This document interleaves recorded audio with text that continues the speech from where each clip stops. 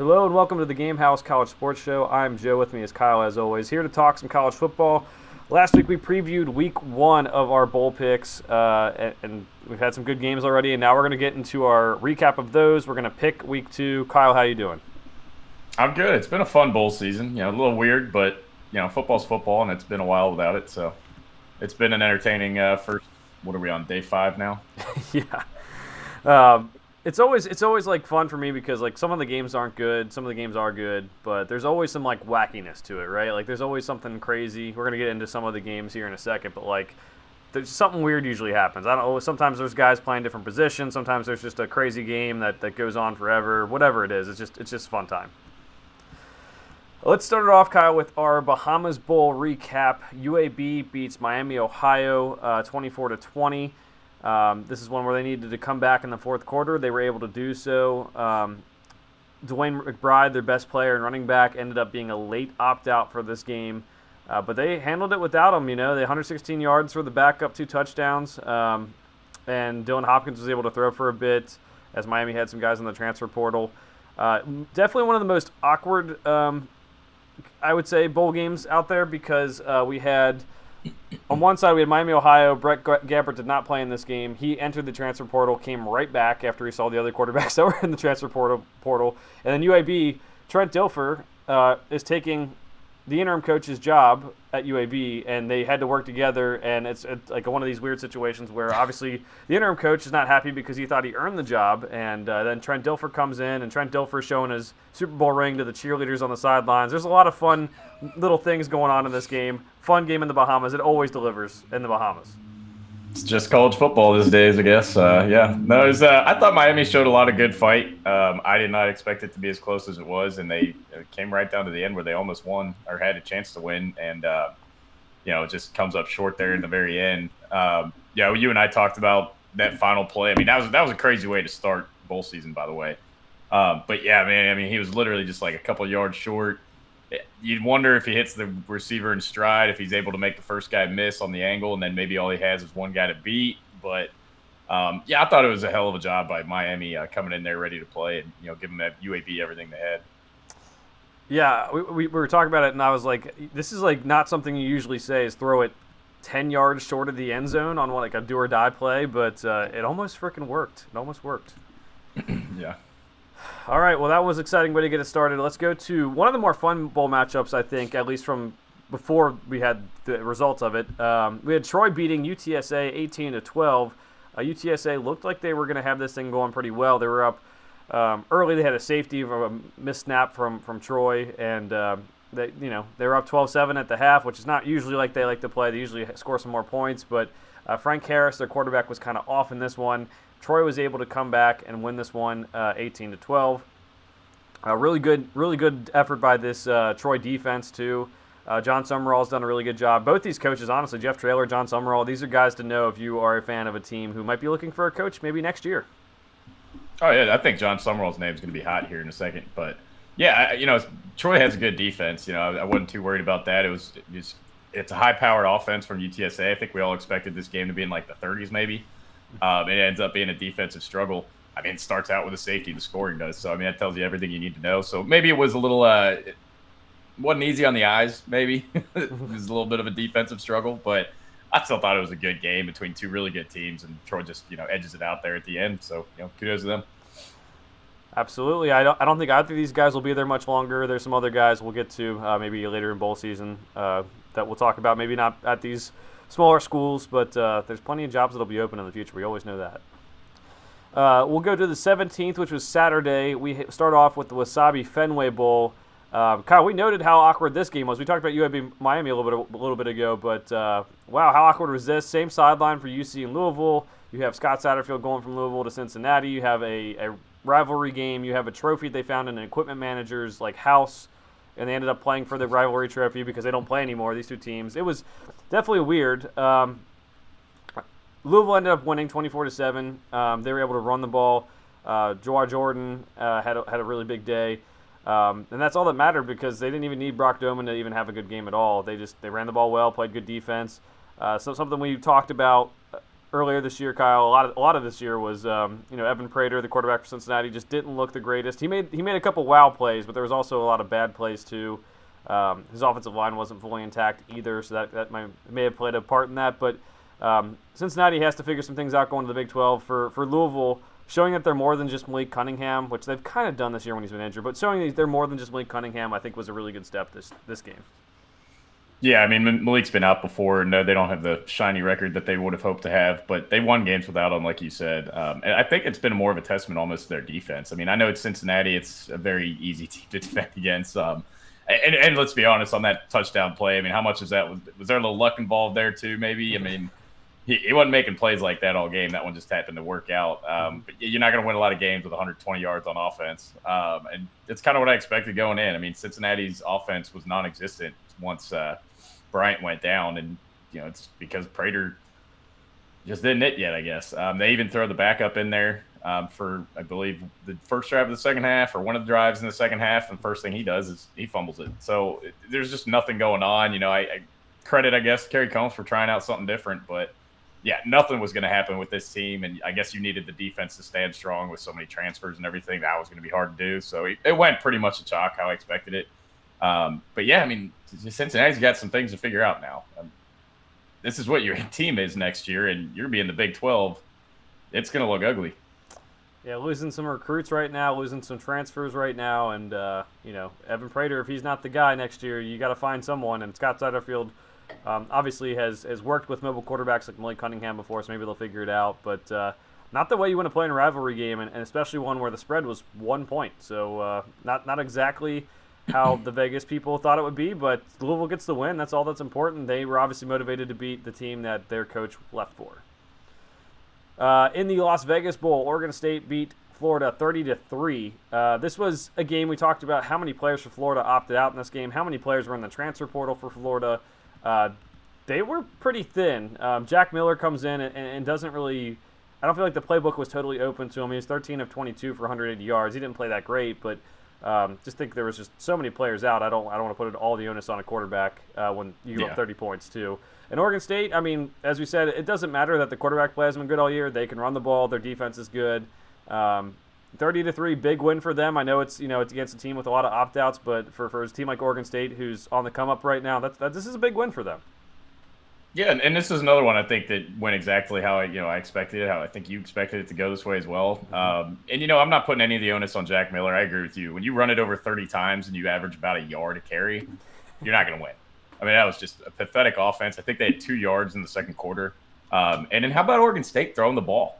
I mean, every time I looked up, they were throwing the ball. They had a little dual quarterback thing going on. They had Tristan Gibbia. I don't know if I'm saying that right. And then, of course, Goldmanson in there.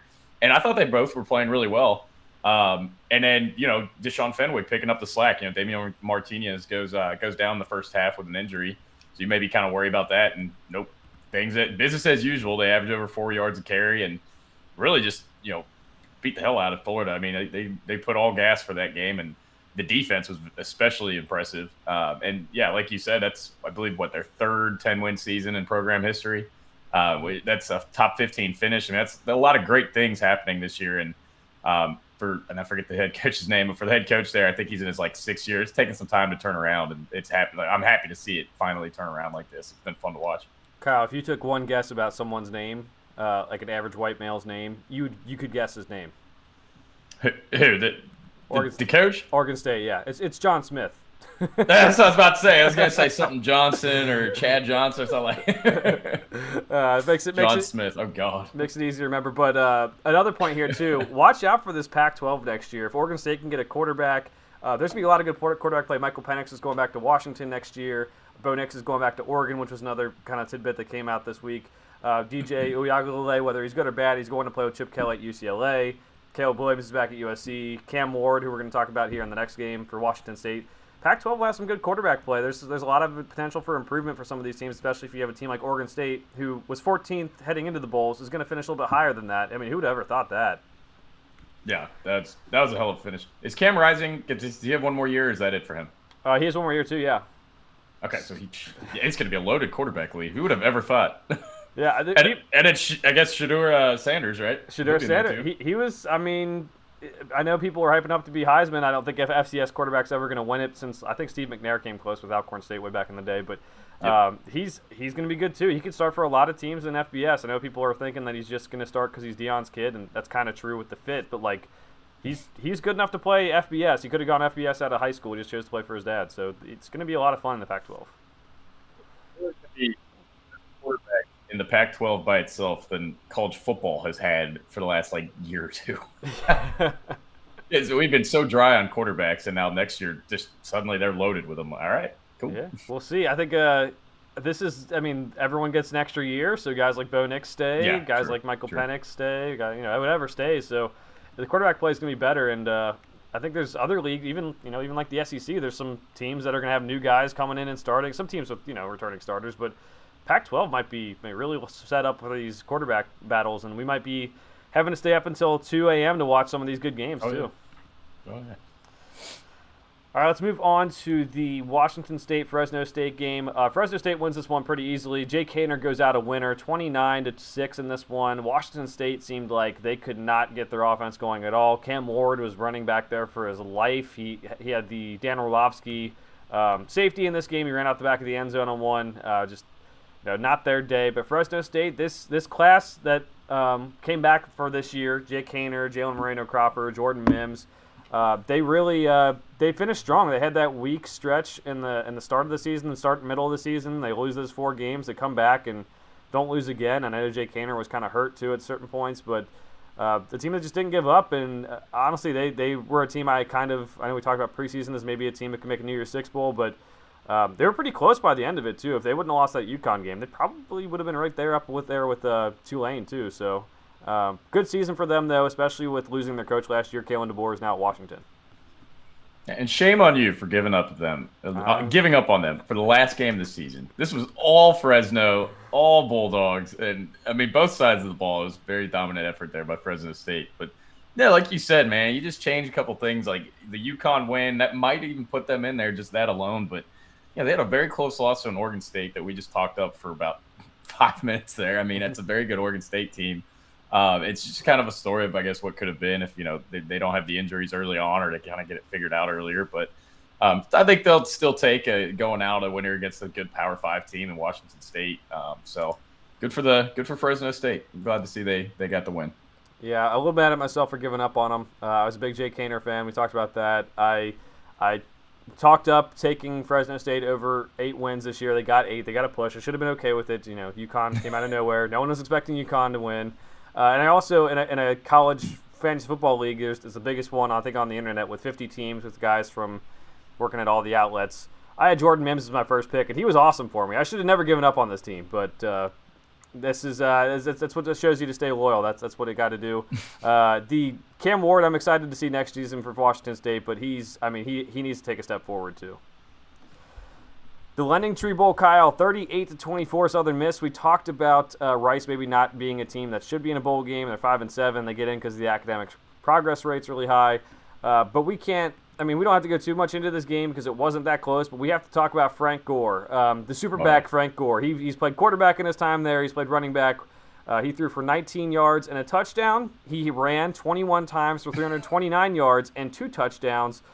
He actually did not have a catch. I'm a little bit disappointed in that, but that stat line by itself, as you said before the show, is good enough for most teams. He averaged 15.7 yards a carry. I have never seen anything like this. Even if Rice doesn't deserve to be in a bowl game, this is like an FBS game. Like what is going on?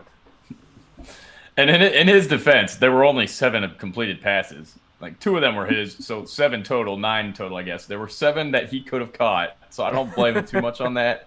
Kind of hard to get in there when they didn't need to throw the ball. Frank Gore did everything. Yeah, man, this game is crazy. I really might just go back and rewatch the whole thing because I didn't get a chance to catch that. And I just want to see all these long runs. 329 yards, averaging 15 yards a carry. 21 times he goes on average 15 yards a carry. That's insane. So I might have to go back and just kind of watch this one, just see. Yeah, honestly, I think we're going to find out, like after like a college player, where the season or he's going to the NFL draft, they'll have those highlight tapes, and it says, like, I don't know, the best running back in college football, or like the hardest hitter in college football. Like he's gonna have that highlight tape where that says that.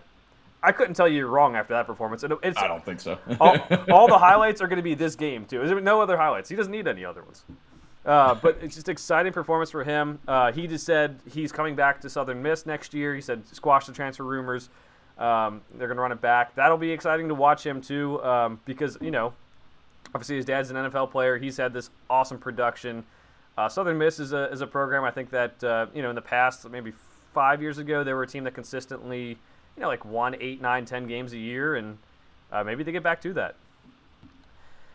Next one up, Kyle, we have BYU beating SMU in the New Mexico Bowl. This was a game that had a lot of different guys who were out that made it hard to pick. So for SMU, they had Rashee Rice, their best receiver, was out. That showed up because the middle part of the game, SMU didn't score at all. They scored in the first quarter, they scored in the fourth quarter, they didn't score any other time. We had Jaron Hall out for this game, BYU's quarterback. It was questionable whether he was going to play. Ends up not playing. BYU throws for 47 yards. Still somehow wins the game. That defense really stepped up. That offensive line stepped up. Just one of those, again, bowl games are weird like this, where guys come out of nowhere. I'm not going to try to say BYU's quarterback's name, but he had a good. He came in and threw for 47 yards. He ran for 96 yards. I know that's not the greatest, but got a touchdown on the ground. He just got him to a win. This is just weird times. Yeah, it's like they ran a Navy offense or something. Yeah. But yeah, they go for 2 there at the very end, try to go for the win. I respect that. I mean, it's a bowl game. Have some fun, whatever. Just a shame they came up short. Tanner Mordecai, I thought had a fine day. Maybe doesn't go out a winner, but wasn't his fault, I wouldn't say. Like you said, a lot of opt-outs, kind of hard to get things moving. So.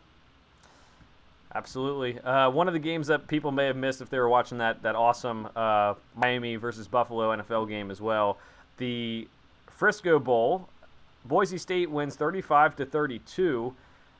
This is a game that I think, honestly, North Texas, we talked about Seth Luttrell not being fired, so it's kind of a weird game, but they came out pretty motivated in this game too.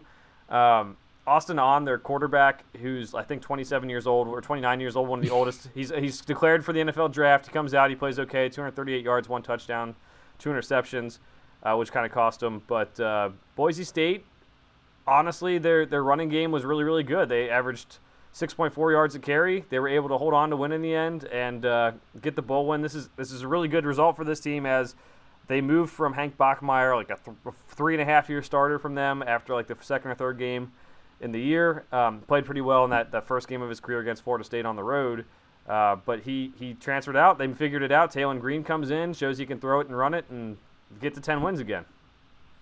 Yeah, back to old Boise maybe a little bit. Took a couple extra games to get there, but get there they did. So, good for them and everything. But, yeah, I thought the fight out of North Texas was pretty impressive. I didn't expect this to be close. I don't think either you or me did. Wasn't the spread like 10 points or something? Yeah. This was one of the larger spreads, right? Yeah.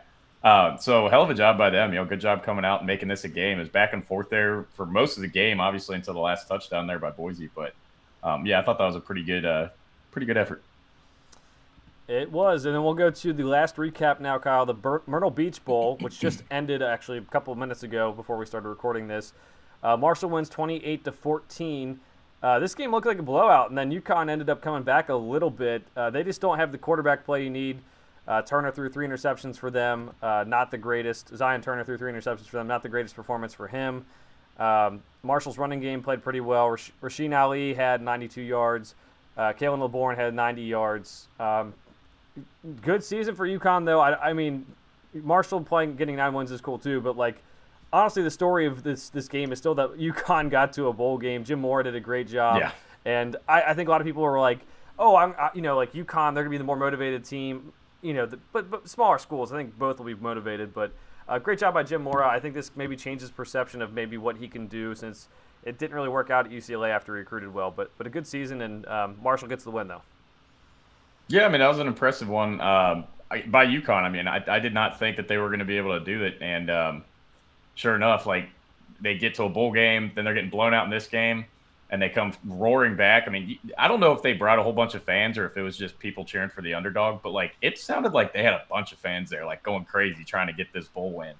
That was kind of cool to watch, especially in a game where you just kind of thought pretty much over. Yeah. They come storming back, and yeah, if you don't have a true freshman in there, it doesn't have all the ability in the world. Maybe you do finish the comeback, but yeah, that final interception really, dagger ends the game. I mean, Marshall bleeds out the final 5 minutes. That final interception was pretty bad, though. I mean, you throw it out of the back of the end zone there. You don't just lob it to them, and I don't know. You score there, and who knows what happens. But the UConn Magic finally ran out, courtesy of Marshall. And Marshall, like you said, had a great season. The big Notre Dame win is definitely going to be something to remember. And good job by them. Absolutely. So, Kyle, we picked some of the other games this week already. This would be the famous Idaho Potato Bowl, the Boca Raton Bowl, and the New Orleans Bowl. So we'll gloss over those. If you want to hear our picks for that, listen to last week's episode. We'll go to the Lockheed Martin Armed Forces Bowl. We have Baylor and Air Force. Baylor is favored by 4 points in this one. Yeah, and they don't really have a lot of opt-outs from what I was seeing. Just maybe the secondary guy, but he's not one of the biggest factors there. And so it's mostly a full healthy game, like maybe the healthiest everyone's opting in games we've had, except I believe there's maybe one other that had everybody. But yeah, no, this should be an interesting watch since it's going to have everybody. I think I want to take Air Force. I just haven't been impressed too much with Baylor this year. They've kind of been wishy-washy. They haven't been consistent. Blake Shapen, maybe on him a little bit, maybe not. But I kind of want to watch this Air Force offense, see what they can do. Baylor's defense, in fairness, they usually do a pretty good job. But this is a little different animal, and I want to see how that works. But I've got Air Force. I've got Baylor. It makes me feel un-American picking against the Service Academy, but Baylor's been, as you said, a little bit down. I think this is a game where they're actually maybe more motivated than a lot of other teams because they had the year last year where they were in the Big 12 championship. They take a step back, maybe even a step back further than we even thought. Blake Shapen didn't play the greatest. I think they come out pretty sharp in this one. They want to win this one. They don't have a lot of opt-outs, don't have a lot of transfer portal guys. Try to get things right for next season. We'll say watch Brad Roberts of Air Force, one of the leading rushers in the FBS. He has 1,600 yards. I'd love to see him push towards a 2,000-yard season. Not going to happen unless he pulls out the Frank Gore cape. But the higher he can get on that list, the better. I'll move on to Friday the 23rd. We have the Radiance Technologies Independence Bowl, Louisiana and Houston. Houston's favored by 7. This is another game where there's some injuries from earlier in the year for Houston, but not a whole lot of guys who are missing this one. Yeah, actually, the big news, I guess, was Dell saying that he was going to play despite going to the NFL, so that's fun. I love that. He's so much fun to watch. You put him on my radar way earlier in the season, and every time I had a chance to watch Houston, he was going to be the fun one to watch. Obviously, he's the best player out there, so I think that's big. They don't really have a lot, like you said, no big injuries or opt-outs or anything. And I thought Houston was better than their record showed this year. They have a couple close losses there. One to Texas Tech, one to Tulane, which that's like a pretty good loss too once you look at Tulane at the end of the year. And so I think I won Houston this one. I think it's just too much for the Cajuns. I think so too. This is a down year for Louisiana too. Like they're a team that in the past, like obviously Billy Napier and all the coaches before them, they've been a pretty good program. Don't think they really have the firepower to stick with Houston in this one. That's why I'm going to go Houston, probably to win and cover in this one too. Clayton Tunes had a pretty good year, as you said. Nathaniel Dell, one of my favorite guys. Lots of speed with him too, so it'll be hard to keep up with him. Houston wins and covers. Our next game up, we have the Union Home Mortgage Gasparilla Bowl, Wake Forest and Missouri. Wake Forest favored by 1. This is one of the ones where it's two teams that I think Missouri maybe met expectations. Maybe Wake Forest maybe took another step back from last year. There's a couple guys who are going to be out for Wake Forest who have an impact, and then there's plenty of guys for Missouri. Some transfer portal guys, some opt-outs. They're going to have a lot to deal with in this one.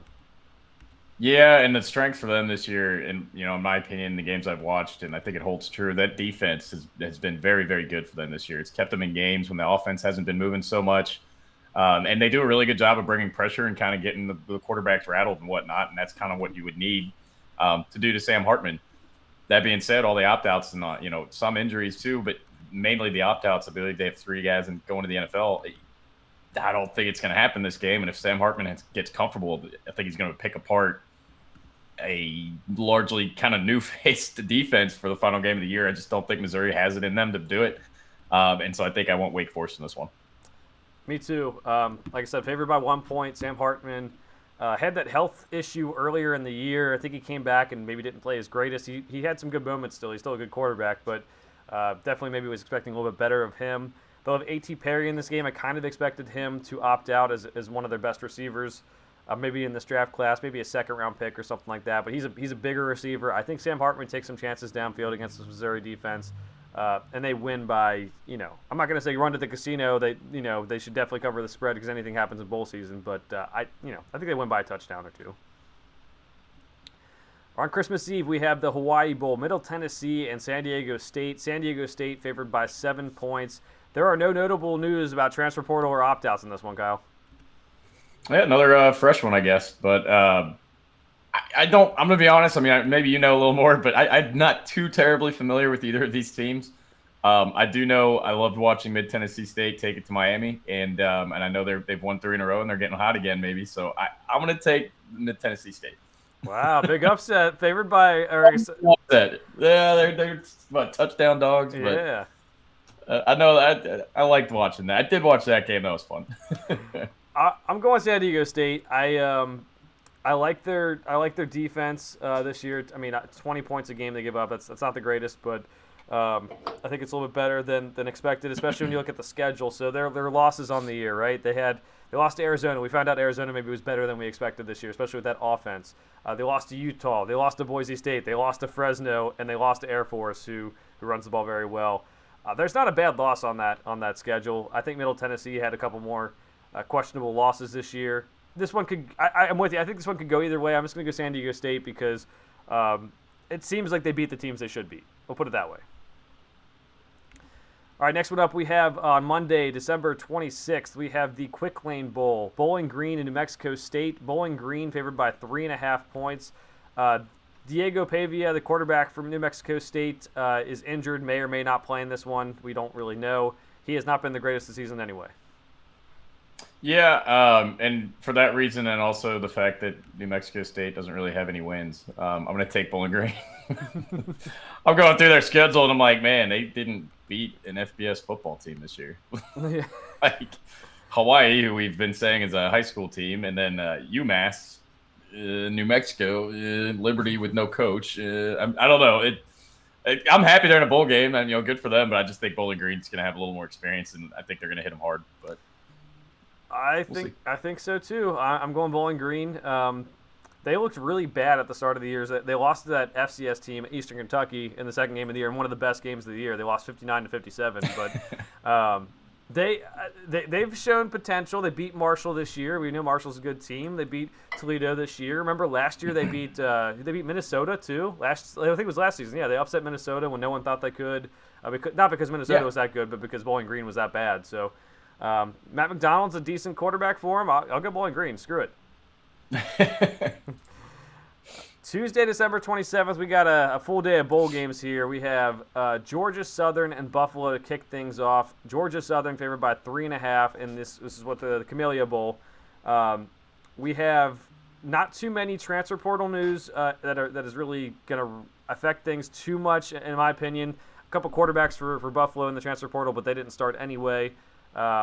Georgia Southern has a couple injuries, but overall, most of the team's key players on both sides are intact. Yeah, and I'm going to go with Georgia Southern. I think I've always liked what they do. They always seem to have a signature win. This year, I guess it was Nebraska, and they always play really hard. It's a team that I never like seeing on our schedule, to be honest.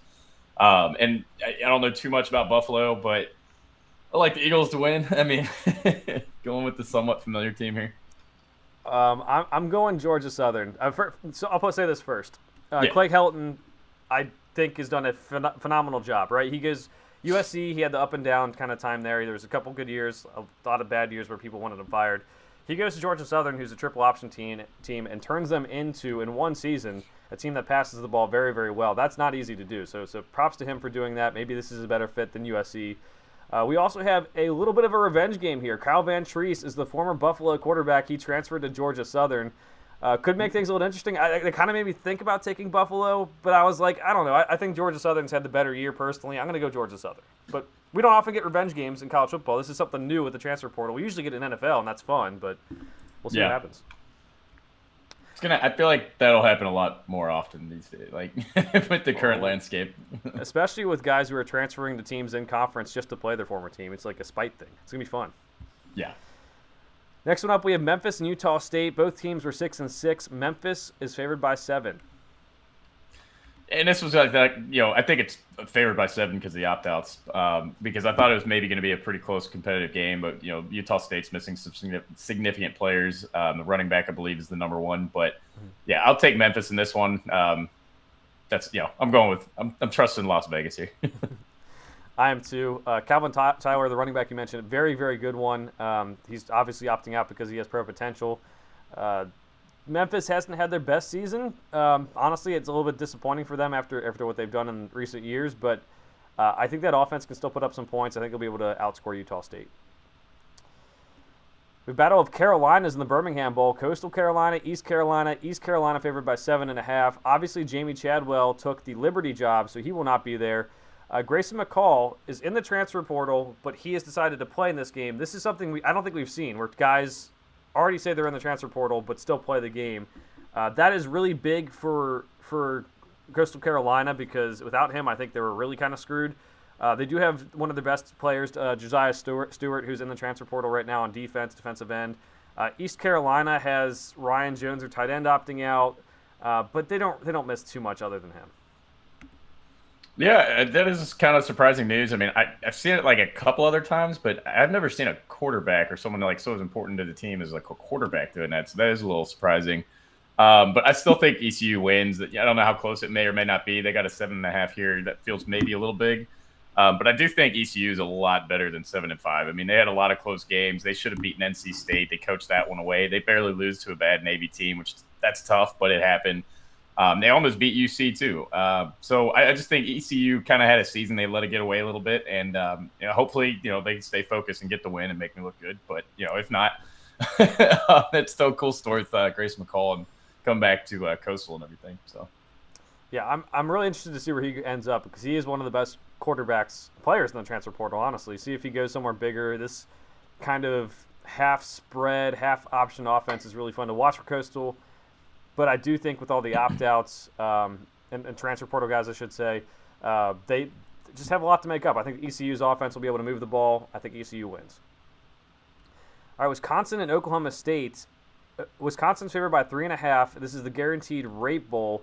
The biggest thing for Oklahoma State is that Spencer Sanders, their starting quarterback, is in the transfer portal. They also have some opt-outs. They have some key guys out besides that, but they really looked bad when he missed time during the season. Wisconsin has tons of guys too. You can go down the list. There's offensive linemen. There's quarterbacks. This is going to be a bunch of backups playing against each other in this game. this is going to be the ugliest game in the world. Mm-hmm. Kudos to Wisconsin for making the bowl game, though. But they fired. I'm drawing a blank, but they fired the coach, early on in the season, and things weren't looking too good. Still had a lot of tough games left on the schedule, and they still make a bowl game, so that's fun. This is like a coin flip. I'm going to go with Oklahoma State just because they have a current coach with Gundy, and maybe he's got a little more cohesion with the team and fixing all these new pieces in. But this is really a who's. I have no idea. I guess go for Oklahoma State. I mean, you said ugly, Kyle. You did say it's going to be an ugly game. Oh, yeah. If you're going to tell me a team's going to win an ugly game, I'm taking Wisconsin every time. They're a team that usually wins bowl games. I think they've won 6 of their last 7 bowl games. Yes. That's true. They have this weird winning streak. Yeah. Yeah, so I'll go Wisconsin. The quarterback situation for them does scare me, too. They're either going to start Chase Wolf from St. Xavier High School in Cincinnati or I forget who the other one is, but the third stringer. Either way, they'll give the ball to Braylon Allen, and I think might eke out a win. Just Oklahoma State looks so bad when Spencer Sanders was out. Wisconsin hasn't looked good all year, but maybe that defense and that running game can get things going. UCF and Duke in the Military Bowl. Duke's favored by 3 points. This has been a really good season for Duke. Not something we saw coming, and we really don't have too many things for Duke. We do have some issues for UCF. Mikey Keene is in the transfer portal, the quarterback. Ryan O'Keefe is in the transfer portal. He's their best receiver. He's signed on with Boston College already. And John Rice Plumlee has been injured for most of the end of the season. If he's healthy, that changes the whole game, but we just don't know if he's healthy. Yeah, there's too many questions I think for me for UCF on that side of the ball, especially because you and I have watched him, juggle the QB situation for the last few weeks, and it just didn't look like it worked. And so if there's question marks there again, maybe Mikey Keene transferring is a good thing. Maybe there won't be question marks, but you also need him to be healthy. So I'm just not too sure what I have with UCF, and I know what I have with Duke, and I thought Duke had a really good season. I think they can cap it off here with a pretty good win. I mean, regardless of the missing players and whatnot, UCF has been a good football team this year. So I'm going to take Duke. I am too. I think we're not like this. This is like big news. Like Ryan O'Keefe is a really good receiver. For them, that's going to make things tough to move the ball. Mike Elko has done a fantastic job at Duke already. Um, this is one of the games that I think will fly under the radar because it's UCF, which is a AAC team, going to be Big 12 AAC team versus Duke. But I think this will be a fun one to watch. Kansas and Arkansas, we have the Liberty Bowl. Both teams are 6-6. Arkansas is favored by 3 points. We do have some news in terms of transfers and injuries and opt-outs. Arkansas has linebackers, offensive linemen, key players, backup quarterback transferring out. Kansas really doesn't have too many key players out for this one. Yeah, that's not going to be good news. Arkansas hasn't been very good against the run too, and that's I think more how Kansas is oriented without Jalen Daniels. Jalen Daniels is back, right, or is he? He's expected to play. Yeah, he came back at the end. Oh, well, even better then. So I guess they can be still pretty dynamic. That probably helps them anyway, though, because Arkansas has been awful against the pass. So that probably, that bodes well for them. I think Kansas wins just because this game means so much more to them. It's the first bowl game in like 15 years. As you see, there's like really no opt-outs or anything, just a few injuries. And like you said, Arkansas is missing just chunks of players and everything, and they kind of limped through that last leg of the season. And I think it might be a loss here to Kansas. I think Kansas is going to be pretty charged up.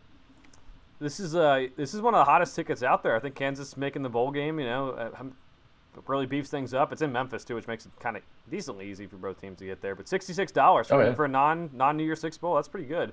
I'm going Arkansas. I'm going to go back to I tried to break the habit for a while, and you can't. I can't. Just go buy one of those Woo Pig hats, dude. At this point, I might.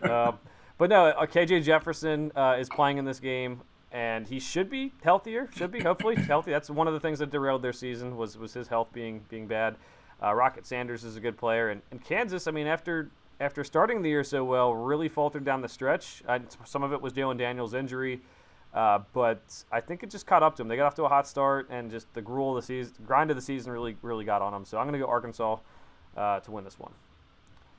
All right, one of the other best games that is not a New Year's Six game. We have Oregon and North Carolina. At least in terms of matchup, it should be good. But the line is 14 points to Oregon. I feel like that's fair. You and I were talking about it too. North Carolina just really faded down the stretch. Maybe it was Jake May's freshman stuff coming out or whatever. Like maybe that the experience caught up to him or something. But I really didn't like what I saw from North Carolina in those final 3 games. At least they were competitive in the first 2. Clemson, obviously, that's a different animal, so I get it. But I just think Oregon's been way more consistent. I know they had a couple losses here and there, but the Pac-12 was good. It is what it is, and they lose to Oregon State. That's tough, but that's on the road. It's your rival, and you still barely lost the game, and it was kind of fluky anyway. And then of course they barely lose to Washington, and I just trust. Well, this is gonna feel weird to say. I trust Bo Nix and Oregon to take care of business. Yeah, it's cool that he decided to come back for another year, but I don't know if his stock could get any better after how bad it was. So I agree.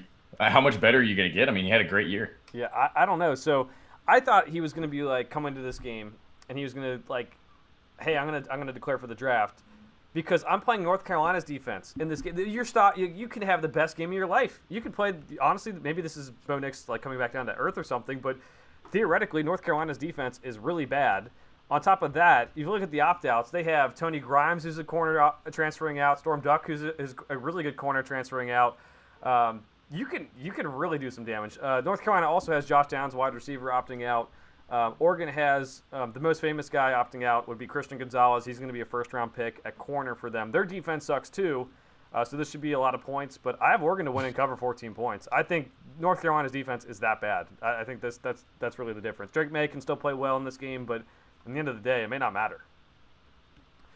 Last one we'll pick tonight, the Texas Bowl. We have Texas Tech at Ole Miss. Ole Miss favored by 3.5. Kyle, I'm going to let you take this one away. You know more about what's going on here than I do. Well, it's really just going to matter, come down to, in my opinion, are they focused? Because that was the theme of the last 2 weeks of the season, and they weren't, and they lost, and it was pretty evident that they weren't all there. Understandably so, but that stuff's now officially behind them, so maybe they come out and they're ready to go, and they punch them in the mouth.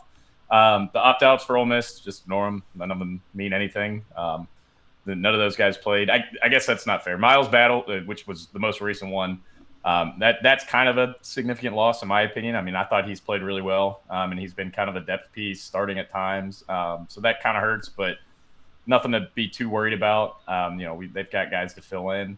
But I'll take Ole Miss. If nothing else, Ole Miss does not lose to Texas Tech, so even in the bowl games. So maybe they'll take care of business just based on history.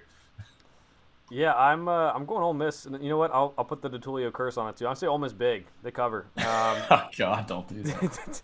Texas Tech, they're without. We never win big.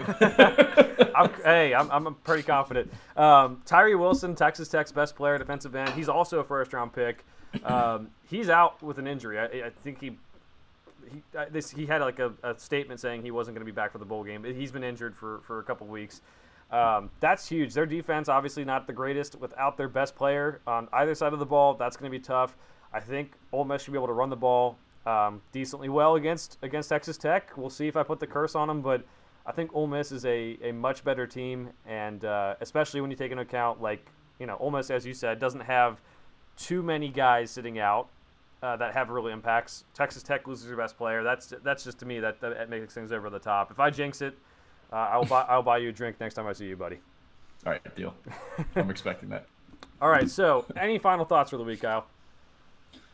No, I'm a little yes, okay, because I am going to say something. I'm a little bummed that they put so many games on Tuesday and Wednesday. I'm gonna miss a good chunk of these. I don't like that. What do you mean you're gonna miss them? Just with work and stuff? Yeah, I'm gonna miss probably 2 games a day. I don't know. Wednesdays it seems like they all start at better times, so I'll probably catch Wednesdays. We gotta record one of those days too, so it's gonna be. We'll have to be quick next week, We'll do it quick. We'll recap everything quick. We'll pick them quick. At least like tonight with the one game, it's already over. We got to see all of it. Yeah, true. I have one final thought, Kyle, and this was brought up to me by someone who's not really a college sports fan, so this will be interesting to see. He said, if you had to eat one college mascot that was prepared the right way, which one would it be? Gator. Gator? All right.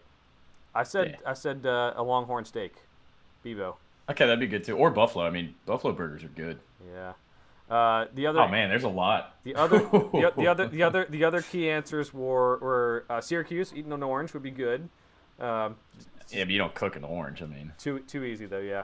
And then a Razorback. And I was like, is this a luau type thing? Are you gonna put it on a spit? Like, what are we doing here?